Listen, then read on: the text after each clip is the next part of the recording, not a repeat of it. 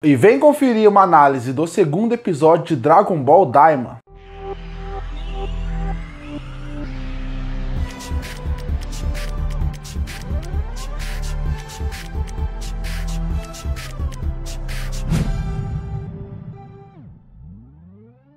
E o episódio começa da mesma forma que o último terminou, que seria com todo mundo se tornando criança. Porque para quem não lembra, o primeiro episódio terminou logo depois do Gumashi conseguiu seu desejo e a partir daí a todo mundo virar criança. Mas antes da gente ver eles virar criança, o episódio se encerra.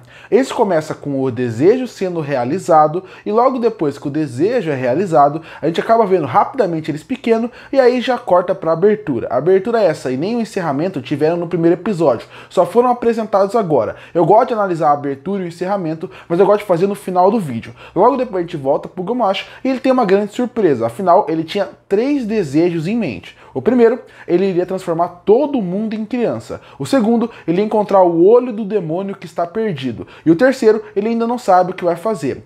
Ele não sabe o que vai fazer, mas ele promete que vai dar o desejo para o seu amigo, o Dezego, que é o irmão mais novo do Supremo Senhor Kaiô.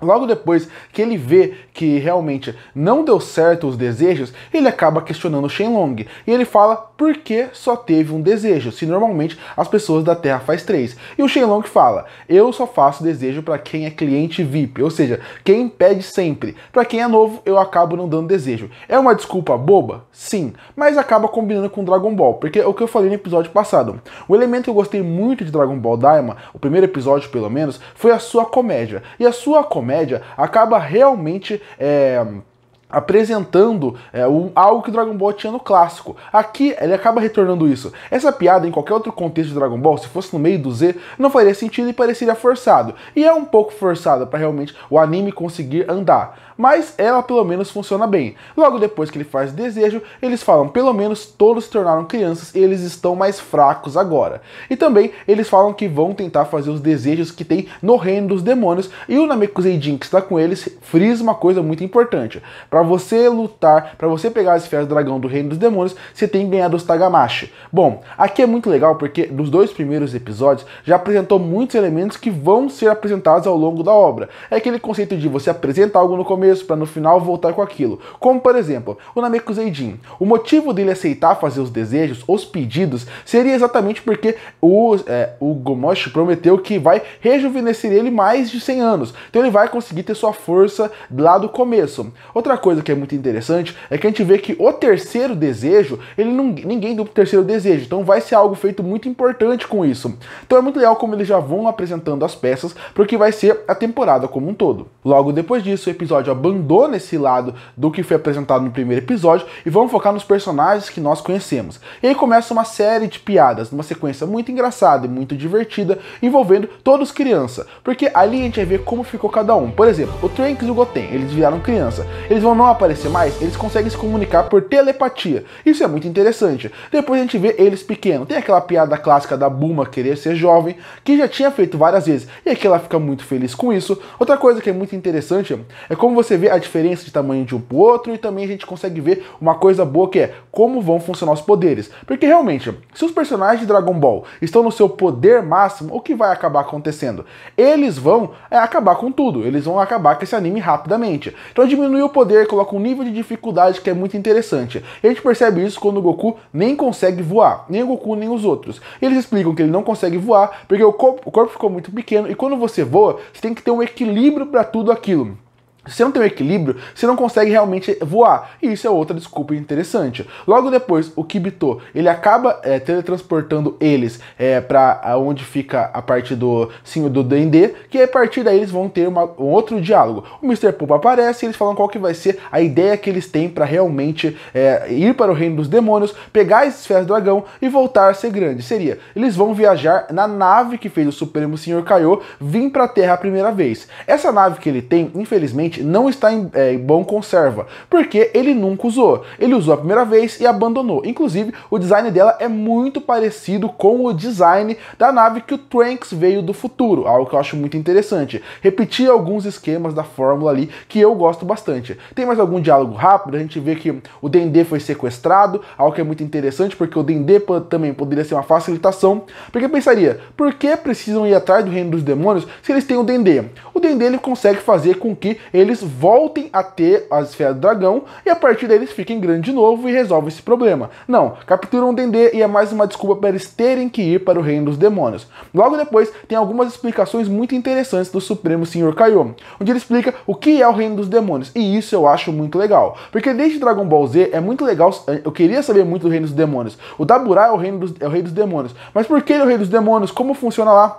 O Supremo Senhor Kaiô explica direitinho o que acontece. Nem todo mundo que tem estrela pontuda é do Reino dos Demônios. Mas o que aconteceu? Ele era um Reino dos Demônios e cada os Majins, o Supremo Senhor Kaiô, os Namekusei que estavam lá e era o Rei dos Demônios, acabou tendo uma guerra. E a partir dessa guerra, cada um foi para um canto tentar dominar um planeta. Dominar um planeta, ter um novo lar para eles. Quando acaba tendo isso, acaba proibindo. E quem não conseguiu sair, não consegue sair mais. E por isso que o irmão e a irmã do Supremo Senhor Kaiô estão presos no Reino dos Demônios. O Piccolo, por exemplo, nunca veio o Reino dos Demônios porque ele não nasceu lá. Isso é uma ideia muito interessante, porque além de explicar por que muitos que parecem demônios não estão no Reino dos Demônios, e dá uma lore interessante para o Reino dos Demônios, mostrando que eles saíram para conquistar mais coisas. Eles tentaram fazer mais ou menos o que a família dos Saiyajins faziam, que era sair nos planetas dominando para poder popularizar e cada vez mais pegar guerreiros fortes para os Saiyajins. Os Reinos dos Demônios fez a mesma coisa, só que para os demônios. Uma história interessante e muito bem explicada. Enquanto isso, o Goku continua treinando e querendo tentar pegar o equilíbrio perfeito. Nessa ideia de pegar o equilíbrio perfeito, a gente entende de novo, é mais para reforçar o quanto não é que ele não consegue voar, o tanto que ele sente falta de tudo. Ele não acerta um chute, ele não consegue acertar um soco, porque tá tudo numa distância diferente do que ele imagina,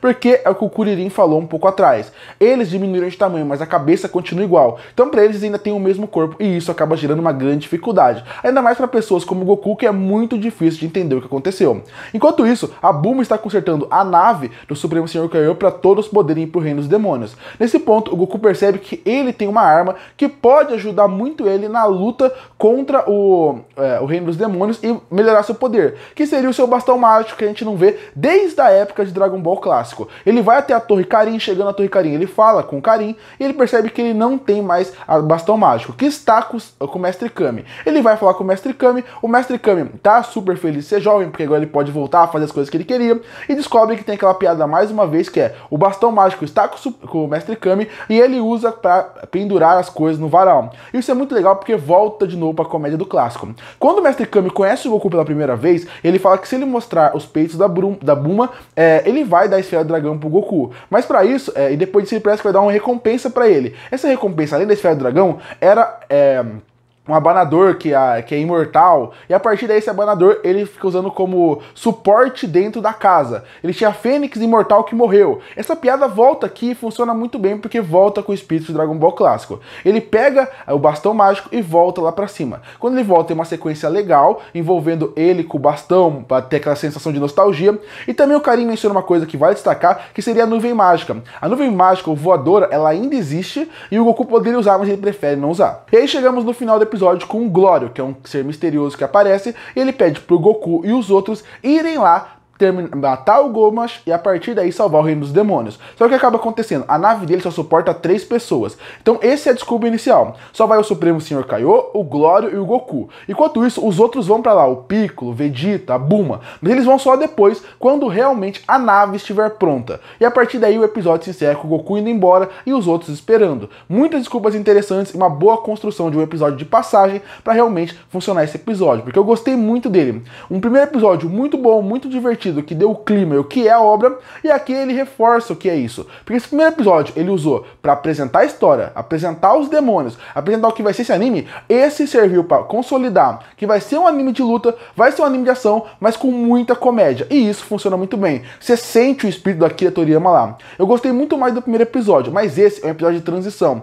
Pode até parecer chato porque eles explicam muita coisa, mas a comédia acaba quebrando as coisas, quebrando o clima pra gente achar o episódio divertido. De novo, um episódio primeiro que é para apresentar e um segundo que é para estabelecer regras e limites para esse universo. Porque se não apresenta regras, o Goku pode usar qualquer poder, pode virar qualquer Super Saiyajin e a partir daí não vai ter graça nenhuma. Aqui eles conseguem explicar perfeitamente a regra e explica que eles não perderam os poderes dele, eles só não estão acostumados. Então até isso deixa claro que em algum momento eles vão virar Super Saiyajin, em algum momento eles vão conseguir voltar a lutar bem, mas vai demorar. Então eu gosto do espírito, gosto da comédia, gostei do episódio e tô gostando muito da animação. Agora falando um pouco da abertura e do encerramento, eu gostei mais da abertura do que do encerramento. A animação em si tá boa, tá legal, tá divertida, não é a melhor abertura em animação de Dragon Ball, mas eu gostei muito da música, mostra muito um clima de Dragon Ball, principalmente o Super. O Super tinha muito essas aberturas que eram um pouco mais lentas, mas contemplavam o universo de Dragon Ball. Isso fez com que eu gostasse bastante dela, mais a música do que a abertura em si, mas eu gostei da abertura. O encerramento eu tenho que ouvir mais vezes para ver se eu gosto, mas pareceu um pouco genérico como um todo, tanto a animação, tanto na parte da música como um pouco da animação. A animação tem alguns quadros legais que também lembrou do Dragon Ball GT, isso eu achei legal, mas eu gosto de animações um pouco mais animadas, menos quadros. A animação é boa em animação, mas o encerramento poderia ser um pouco melhor na música, que de novo, se eu ouvir algumas vezes eu posso gostar. Já a abertura eu gostei da música. Curte pra fortalecer o canal, se inscreve pra não perder os próximos vídeos. E aí, o que achou do segundo episódio de Dragon Ball Daima? Você gostou ou não? Comenta aqui embaixo. E eu volto no próximo vídeo.